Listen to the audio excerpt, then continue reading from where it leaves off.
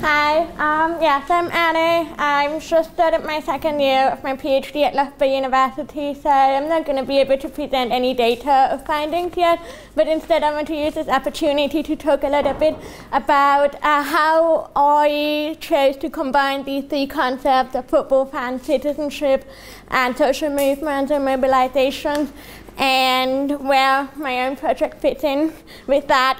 So I'm just going to stand here a little bit because I stupidly put every line on a separate animation. So I will first talk a little bit about both football fans and citizenship, or how football fans as a community can also be seen as citizens. In my review of the existing literature on football fandom, I found it particularly noteworthy that a lot of social scientists move away from binary definitions or relatively simple models and categorization to about how football fans function as a group, or a subculture or sub-society, however you want to call it. Yeah, there are countless examples of these, but there's a tendency to have a strong emphasis on either structure or agency. But however, there's now an increasing appreciation of a middle ground, or meso ground, as Dixon has called it. Tomlinson and Young have also underlined that football fans find themselves being caught up in a complex web of incorporation into as well as resistance to the consumer model. That means they don't really fall onto either side of this divide anymore. Garcia and Welford instead describe football fans as stakeholders, implying that they are situated within governing power networks and therefore have the potential for effective engagement. Keeping these developments in mind, I have explored if there are potential links between the way football fans behave as a community and citizenship. So citizenship studies in itself is quite broad, and it's ever-changing. Traditionally, it's mostly associated with political entities and political participation, but many more contemporary definitions of citizenship include culture and social aspects. I'm pulling up one of these here that I think describes it quite well, and says a developed conception of citizenship is enabling and empowering rather than solely protective, emphasizing not just material foundations of a viable human life, but also the social and cultural dimensions that are essential to guarantee full participation in the life of the nation, and by extension, the world of global citizens. I think this obviously opens up an opportunity for citizenship among groups such as football fans. The key is that appreciation of citizenship as a social and cultural concept, but it's also important to note that it's considered a form of empowerment, meaning that a group or a community has a right for participation in social and cultural life. So finally, examining approaches to studying football fans and citizenship and how the two link together, that has left me with the question how engagement in citizenship manifests itself within a community like that of football fans, specifically through support and mobilization and social movement, and what the merit of these are. Les Chalin interviewed fans, and he concluded that supporting a club does not only entail a mode of consumption, but also means organizing, mobilizing, and socializing. Moreover, sports in general, but football in particular, due to its popularity, provide a perfect platform for collective action. It entails regular group gatherings, subscribing to a common purpose, and as diverse as a group of football fans may be, there's a certain set of shared beliefs and ideas and values. And increasing attention has been paid to this phenomenon in particular over the last decade or so. There are a number of projects that have looked at singular case studies And one of the major obstacles I've identified in these is making a final judgment call, meaning answering the question whether a movement or a mobilization was actually effective or not. And I think this venue is a prime example of it, because how do you judge the whole movement of SD United of Manchester? Because obviously the Glazers still own Manchester United, but I think it would be quite inappropriate to say it was a failure if you look around here.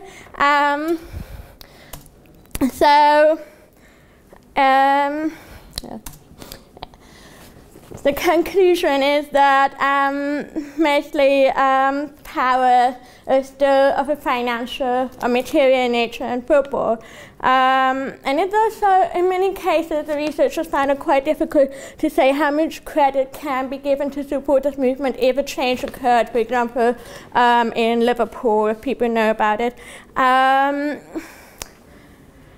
Yeah, there's another important question, and that is how to correctly do activism, so to say. I think this is best illustrated by a quote from Gushwan, who said, how can one set restrictions a priori that can stop an abuse of the public space before it happens without stamping out the festive and convivial atmosphere that is a strong pull to the stadium in the first place?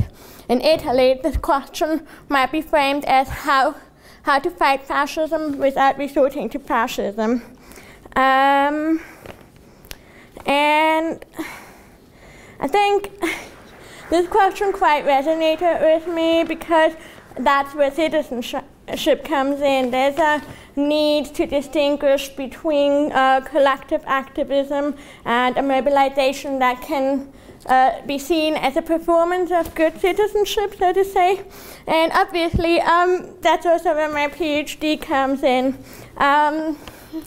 which aims at finding out how and why football supporters pursue active citizenship, and how, if at all, they are empowered in that process.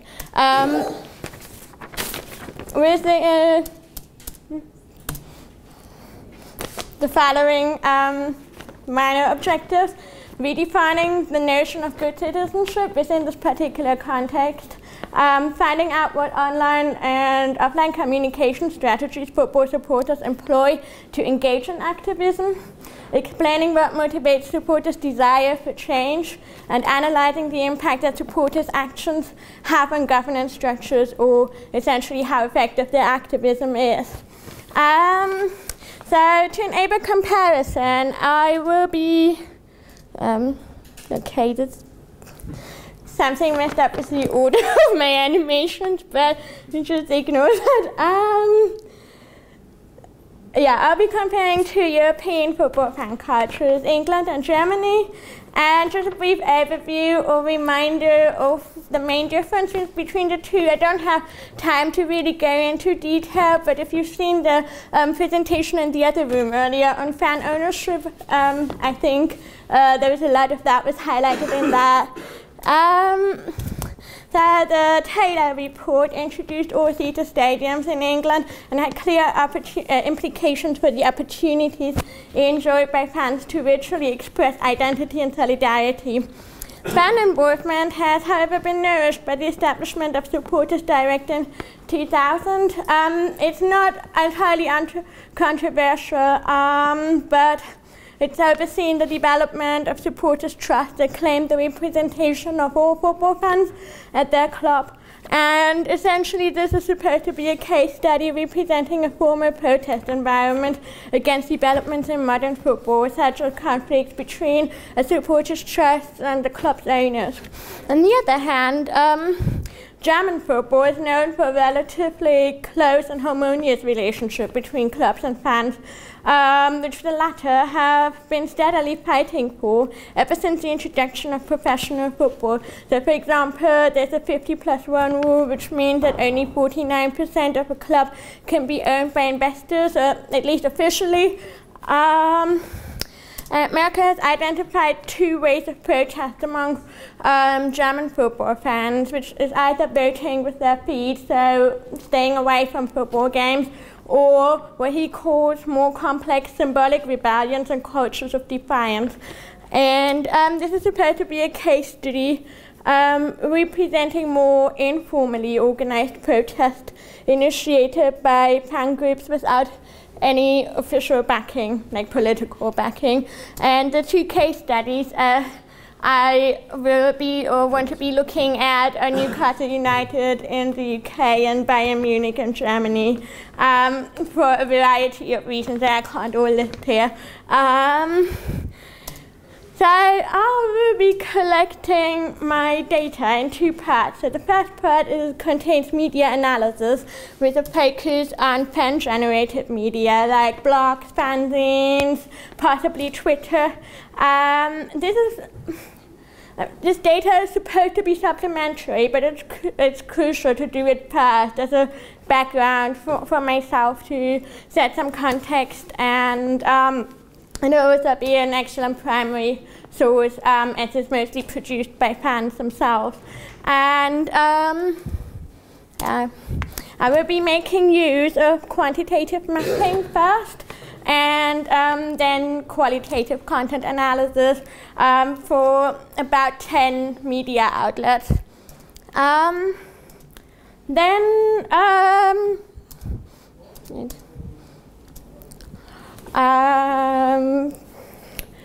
Further data will be collected through ethnographic methods.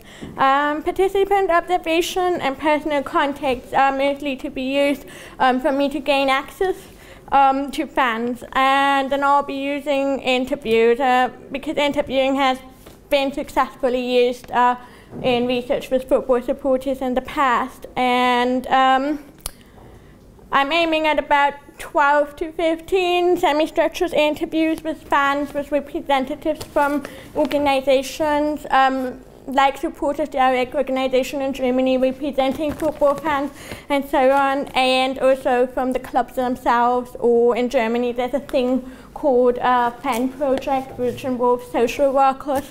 And I think that both sets of data will allow fans to represent their own perspectives, and that's a priority. So linking back to my research aim and research objectives, it's necessary for establishing if and how fans feel empowered through their activism within a football context, and also to discuss in how far that can be seen as a performance of good citizenship. However, I think that's also where the challenge lies, because, for example, there are forms of activism that can be classified as controversial. For example, movements in favor of legalizing pyrotechnics, or there may be disagreement on what empowerment or performance of citizenship may look like. So referring back to fighting fascism with fascism, or how do you do activism? Okay. Thank you. Okay.